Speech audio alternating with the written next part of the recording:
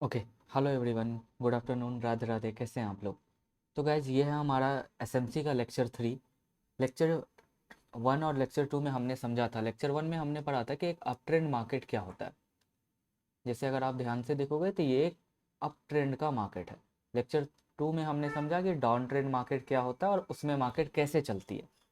और आज हम इन दोनों के बाद एसएमसी का जो अगला पार्ट है वो कवर करने वाले हैं।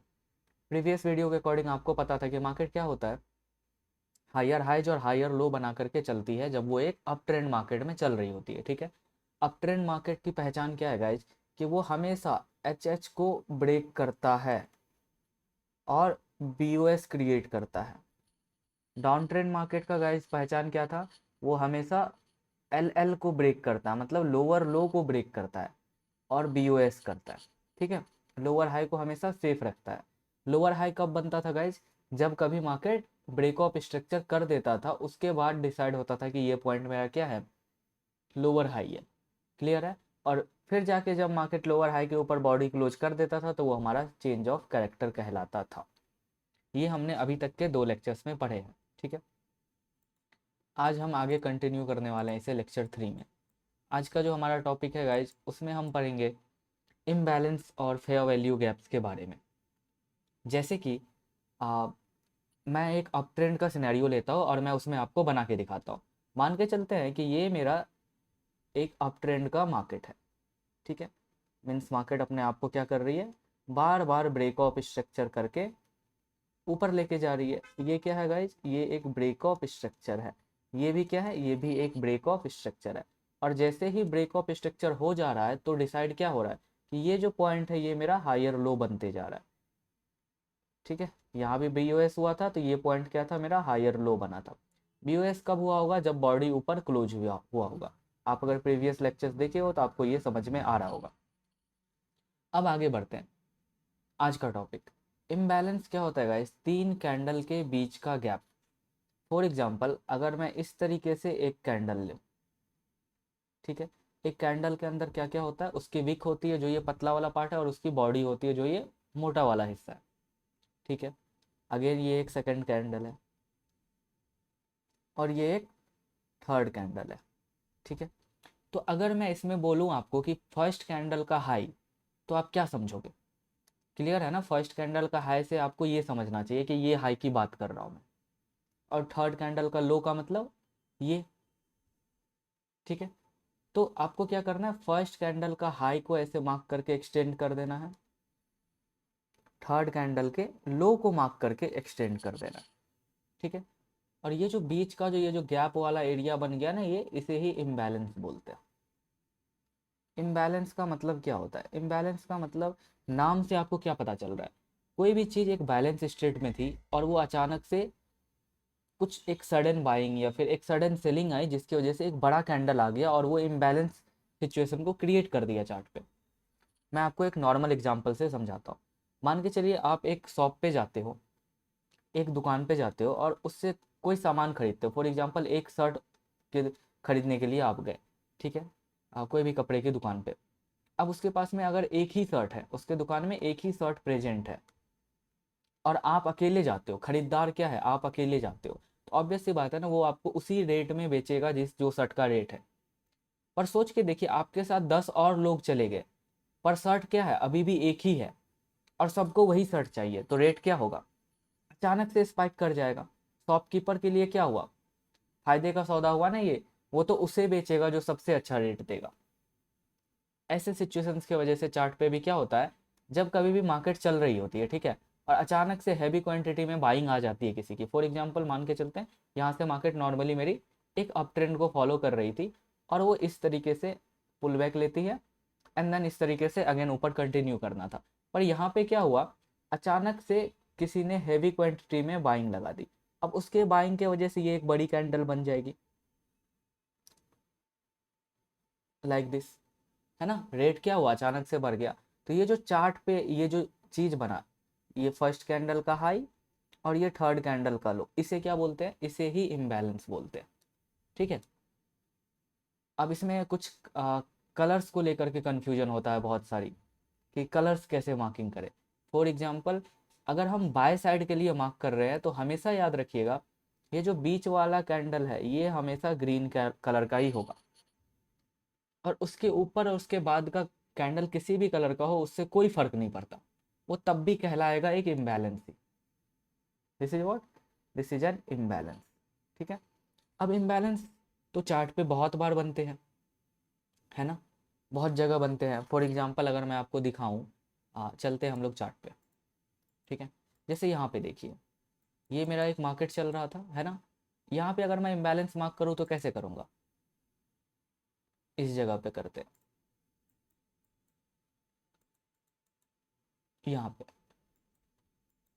ठीक है। यहाँ पे अगर मैं इम्बैलेंस मार्क करूँ तो कैसे करूँ। ठीक है। ये एक बड़ी कैंडल आपको दिख रही है बीच में, तो क्या करूँगा मैं, इससे पीछे वाले कैंडल को फर्स्ट कैंडल मान के इसका हाई, और ये थर्ड कैंडल इसका लो, दोनों को मैंने मार्क कर लिया। तो फर्स्ट कैंडल के हाई से एक लाइन खींच दूंगा और थर्ड कैंडल के लो से एक लाइन खींच दूंगा मैं। ये क्या हो गया, ये जो बीच का जो एरिया हो गया ना ये वाला, ये मेरा क्या कहलाएगा, ये मेरा इम्बैलेंस कहलाएगा। ठीक है। सिर्फ बीच वाला कैंडल ग्रीन होना चाहिए, इससे कोई फर्क नहीं पड़ता कि उसके पहले वाले दो कैंडल और आगे वाले एक कैंडल क्या किस कलर का है।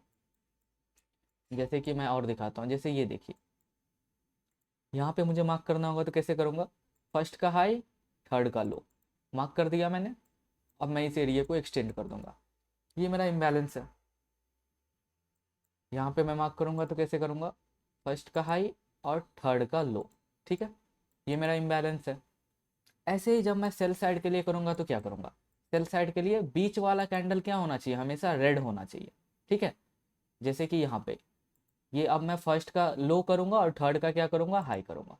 बिल्कुल उसका उल्टा, हम बाय साइड के लिए क्या कर रहे थे, फर्स्ट का हाई मार्क कर रहे थे। ठीक है। जैसे मैं अगर बाय साइड के लिए मार्क करूँ यहाँ पे, तो ये एक कैंडल है, ठीक है, इसका मैं हाई मार्क कर रहा हूँ और तीसरे वाले का क्या कर रहा हूँ, लो मार्क कर रहा हूँ। ठीक है। अब मैं इसी चीज़ को कैसे मार्क करूँ, सेल साइड के लिए, तो मैं क्या करूँगा, तो मैंने यहाँ पे पहले का हाई लिया था तो मुझे उसका सेल साइड के लिए उल्टा लेना पड़ेगा। तो मैं यहाँ पहले का लो लूँगा, ठीक है, और तीसरे का हाई लूँगा, और ये जो बीच का हिस्सा निकला ये क्या है मेरा, ये मेरा इम्बैलेंस है।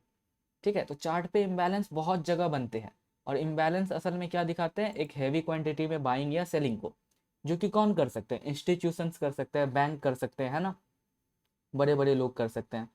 तो अगर हम फाइंड कर ले कि जो बहुत सारे इम्बैलेंसेस बन रहे हैं चार्ट पे, उनमें से रियल वाला कौन सा है जो किसी इंस्टीट्यूशन का या किसी बैंक का है, तो हम भी उसके साथ साथ पैसा बना सकते हैं। ठीक है। तो कुछ पॉइंट होता है जिसको, जो कंफर्म करता है कि मार्केट में एक इम्बैलेंस जो है वो एक रियल बाइंग है या फिर एक फेक बाइंग है। जैसे कि सोच के देखिए, इस जगह पे ये इम्बैलेंस बना, ठीक है, ये वाला एरिया मेरा क्या था हम लोगों का, ये एक इम्बैलेंस का एरिया था जैसा कि हम लोगों ने बनाया था अभी, है ना, ये मेरा एक इम्बैलेंस का सिचुएशन है। अब मान के चलते हैं अगर ये किसी बैंक का है, किसी बैंक का ऑर्डर है, तो इसका पुराना हाई क्या है, ये है, इसके ऊपर बॉडी क्लोज होगा तो क्या हो जाएगा, बीओएस हो जाएगा, है ना। तो सोच के देखिए, अगर किसी बड़े आदमी का ये ऑर्डर होगा तो क्या वो बीओएस नहीं कर पाएगा, बिल्कुल करेगा, वो हमेशा पुराने हाई को निकालेगा। तो सबसे पहला पहचान क्या होता है इम्बैलेंस को पहचानने का, कि सबसे पहला कंडीशन ये होना चाहिए कि वो ऊपर जाके बीओएस क्रिएट करे। आप अप ट्रेंड वाला लेक्चर देख चुके हो, आपको पता है बीओएस कैसे होता है। यही चीज क्या हो सकता था, पहले से मान के चलते हैं अप ट्रेंड नहीं, डाउन ट्रेंड का मार्केट, इस तरीके का कुछ सिचुएशन है। ठीक है। अब मार्केट अपने आप को यहां से उठाती है,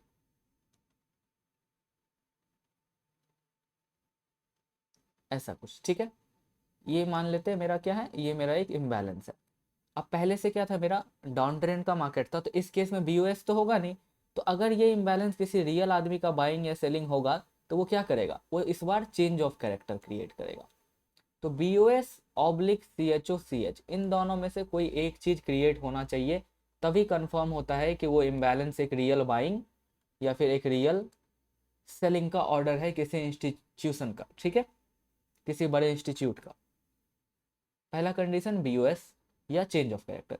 दूसरा कंडीशन क्या होता है गाइस, कि ये जो एरिया है इम्बैलेंस का, ठीक है, ये जो एरिया है, अब फॉर एग्जांपल बीओएस हो गया, तो अब मुझे पता चल गया कि इस एरिया से क्या हुआ है, किसी आदमी ने बड़े हैवी क्वांटिटी में ऑर्डर्स लगाया है अपना, तो मतलब वो मार्केट को, जब मार्केट दोबारा इस क्वांटिटी नंबर्स पे आएगी, इस जगह पे आएगी, तो वो हो सकता है दोबारा बाइंग लगाए, तो यहाँ से मार्केट दोबारा रिएक्ट करेगी, या फिर हो सकता है उसके बचे हुए कुछ पेंडिंग ऑर्डर यहाँ प्रेजेंट हो। ठीक है, तो ये जो जोन होता है ना, ये बहुत इंपॉर्टेंट होता है। इसी जोन को असल में फेयर वैल्यू गैप बोलते हैं। फेयर वैल्यू गैप के लिए क्या होता है, कंडीशन से अप्लाइड होता है। एक इम्बैलेंस ही आगे चल के फेयर वैल्यू गैप बनता है, पर उसके लिए कुछ कंडीशंस है। जैसे पहला, बीओएस या चेंज ऑफ कैरेक्टर होना चाहिए। दूसरा, अनमिटिगेटेड रहना चाहिए। अनमिटिगेटेड का मतलब होता है अनयूज्ड। जैसे फॉर एग्जांपल ये बीओएस हुआ, ठीक है। अब बीओएस होने से पहले मान के चलते हैं अगर कोई कैंडल इस एरिया में अपनी विक मार देती, तो ये एरिया तो यूज हो गया ना अब। तो अब ये नेक्स्ट टाइम के लिए यहाँ मार्केट आएगी तो हम यहाँ से बाय नहीं करते। तो ये नहीं होना चाहिए। अनयूज्ड का मतलब बिल्कुल अनटच्ड रहना चाहिए। ठीक है, अब मान के चलते हैं ये बीओएस हो गया, अनयूज्ड है, और मार्केट यहाँ से ऊपर भी जा रही है। ठीक है, तो अब यही एरिया जो अपना दोनों दोनों कंडीशन को मेट कर रहा है, अब वो मेरा क्या कहलाता है, वो इम्बैलेंस के जगह फेयर वैल्यू गैप कहलाता है। और हम हमेशा फेयर वैल्यू गैप से बाय करते हैं, इम्बैलेंस से बाय नहीं करते हैं। ठीक है, अब अगर नेक्स्ट टाइम मार्केट यहाँ पे आएगी तो आप क्या करोगे, आप एक बाइंग ऑर्डर लगाओगे। स्टॉप लॉस, ये जो बीच वाला कैंडल था फेयर वैल्यू गैप वाला, इसके नीचे हमारा एसएल होता है, और जो टारगेट होता है वो अगला बीओएस हमारा टारगेट होता है। ठीक है, समझ में आया? एग्जाम्पल देखते हैं और अच्छे से मैं आपको समझाता हूँ ये चीज़ें। ठीक है,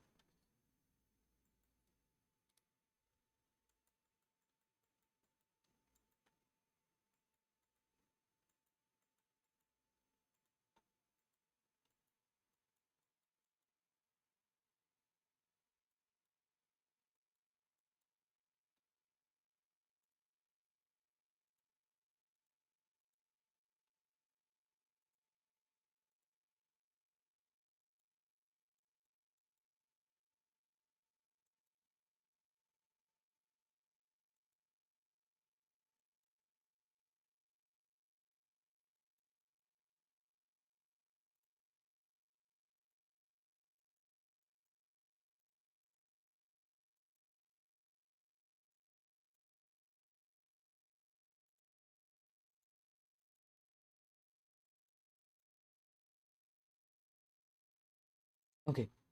तो इस जगह पे अगर आप ध्यान से देखिएगा तो ये कुछ चार्ट आपके सामने प्रेजेंट है। ठीक है, अब आपको पता है कि ये क्या है, ये आपका एक पुराना हाई है। परफेक्ट, मतलब इसके ऊपर अगर मार्केट बॉडी क्लोज करता है तो क्या हो जाएगा आपका, ब्रेक ऑफ स्ट्रक्चर। अब देखो यहाँ पे इम्बैलेंसेस वगैरह कैसे होते हैं। जैसे ये फर्स्ट कैंडल का हाई, थर्ड कैंडल का लो, मिला दिया हमने, ये मेरा इम्बैलेंस था। पर ये कब तक इम्बैलेंस था, जब तक इसने बीओएस नहीं किया था। एक बार उसने बीओएस कर दिया तो अब ये क्या बन गया मेरा, यही एरिया मेरा फेयर वैल्यू गैप एफवीजी बन गया। अब इसने बीओएस किया, और बीओएस करने से पहले ये क्या हो गया, अनयूज्ड है, अनमिटिगेटेड है। मतलब अब अगर नेक्स्ट टाइम मार्केट इस एरिया में आएगी तो मैं क्या करूंगा, मैं यहाँ से बाइंग का ट्रेड लगाऊंगा। स्टॉप लॉस ये एफवीजी वाले कैंडल के नीचे, और टारगेट क्या करूंगा, अगला बीओएस। अगला बीओएस मतलब ये हाई, ये मेरा टारगेट हो जाएगा। ठीक है, और देखते हैं गाइस एग्जांपल।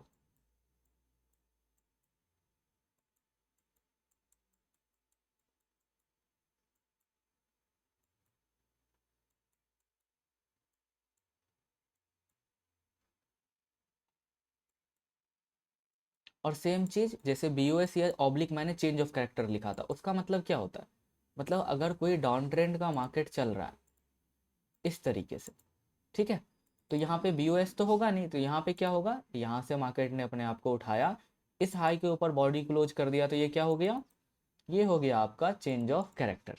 ठीक है, अब चेंज ऑफ कैरेक्टर के बाद में आपको पता है कि ये क्या है आपका, इम्बैलेंस फेयर वैल्यू गैप, है ना।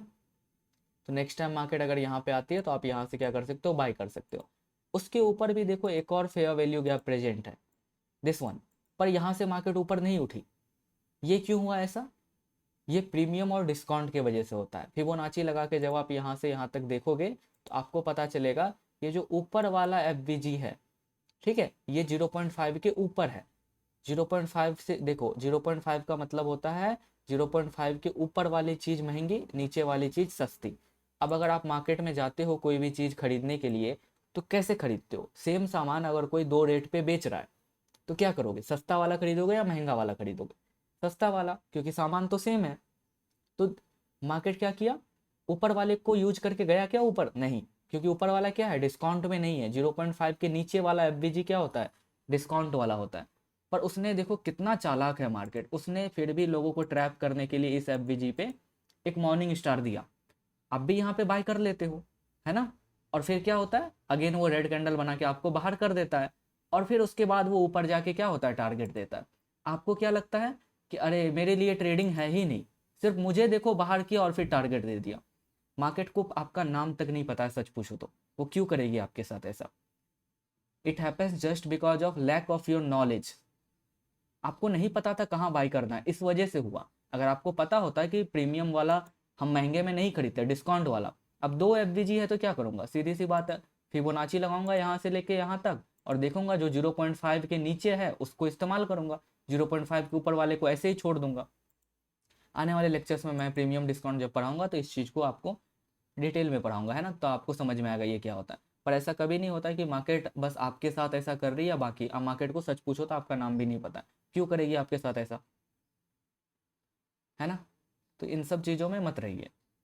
अगेन वापस से, इसी को अगर हम सेल साइड के लिए देखें तो क्या है, जैसे कि अगर मैं यहाँ पे देखूँ तो देखो ये भी एक सेल साइड का क्या है, फेयर वैल्यू गैप है। पहले मैं नीचे वाले को बनाता हूँ, सेम चीज़।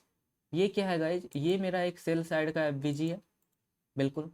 ये भी क्या है, मेरा एक सेल साइड का एफवीजी है। दोनों ही फेयर वैल्यू गैप है। अब मैं बेच रहा हूँ तो मैं कहाँ बेचूंगा, सस्ते में या महंगे में? हमेशा ऊपर वाले से। नीचे वाले को यूज करके अगर आपने यहाँ से बेच दिया तो क्या हो जाएगा, आप वापस बाहर हो जाओगे और फिर मार्केट आपको टारगेट दे देगा। तो ऐसे नहीं करना है। जो रियल लाइफ में जैसे करते हो वैसे चीज़ों को यहाँ भी मार्केट में भी देखो और सोचो। मार्केट को अगर याद करने बैठ जाओगे, कंसेप्ट को कभी याद नहीं कर पाओगे। तो इसे अपने रियल लाइफ से रिलेट करो तो चीज़ें आसान हो जाती है। यहाँ पे वापस से देखते हैं।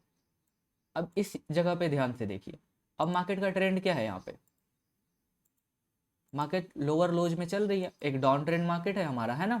इस तरीके से। तो आखिरी जो लोअर हाई है इसके नीचे बॉडी क्लोज नहीं हुआ है ना, जनरली यहाँ पे। तो जो मेरा लोअर हाई है यहाँ पे क्या बनेगा, उसके वजह से हमें चेंज ऑफ कैरेक्टर देखने को मिलेगा। बीओएस तो देखने को मिलेगा नहीं। तो ये क्या हो गया, ये चेंज ऑफ कैरेक्टर हो गया मेरा, जो कि हम प्रीवियस लेक्चर्स में देख चुके हैं कैसे मार्क करते हैं। अब इस चेंज ऑफ कैरेक्टर के बाद में देखो कहाँ से मैं बाय करूँ। इम्बैलेंस से सबसे पहले मार्क करो। ये एक इम्बैलेंस था। अब इस ये इम्बैलेंस जो था, ये क्या है, ये अनयूज्ड है। कब तक ये अनयूज्ड है? चेंज ऑफ कैरेक्टर करने से पहले तक ये बिल्कुल अनयूज्ड है। परफेक्ट। पहला कंडीशन क्या था मेरा, अनमिटिगेटेड, मतलब अनयूज्ड रहना चाहिए, तो वो मेट हो गया। दूसरा कंडीशन क्या है कि ऊपर जाके चेंज ऑफ कैरेक्टर या बीओएस करना चाहिए। तो बीओएस या चेंज ऑफ कैरेक्टर में से एक चीज कर दिया उसने, है ना? पहले से अगर डाउन ट्रेंड रहेगा तो क्या करेगा, हमेशा याद रखो, अगर पहले से डाउन ट्रेंड है इस तरीके से, तो वो क्या करेगा, वो चेंज ऑफ कैरेक्टर करेगा। इसीलिए मैंने ऑब्लिक लिख रखा है। पर अगर पहले से अप ट्रेंड है तो वो क्या करेगा, फिर वो बीओएस करेगा, ब्रेक ऑफ स्ट्रक्चर। ठीक है, और यहाँ कहीं बनेगा फेयर वैल्यू गैप, इसमें यहाँ कहीं बनेगा फेयर वैल्यू गैप। ठीक है, तो चेंज ऑफ कैरेक्टर कर दिया। अब चेंज ऑफ कैरेक्टर के बाद में ये एरिया जो मेरा इम्बैलेंस का था, अब ये क्या बन गया, अब ये बन गया fair value gap, F we जी। ठीक है, this is your fair value gap. अब जैसे ही मार्केट नेक्स्ट टाइम यहाँ पे आई, ये आपका एंट्री है। स्टॉप लॉस क्या होगा, एफ वाले कैंडल का लो, ये जो बीच वाला कैंडल है इसका लो आपका एस एल होता है। ठीक है, इसके नीचे आपका ये एस एल है।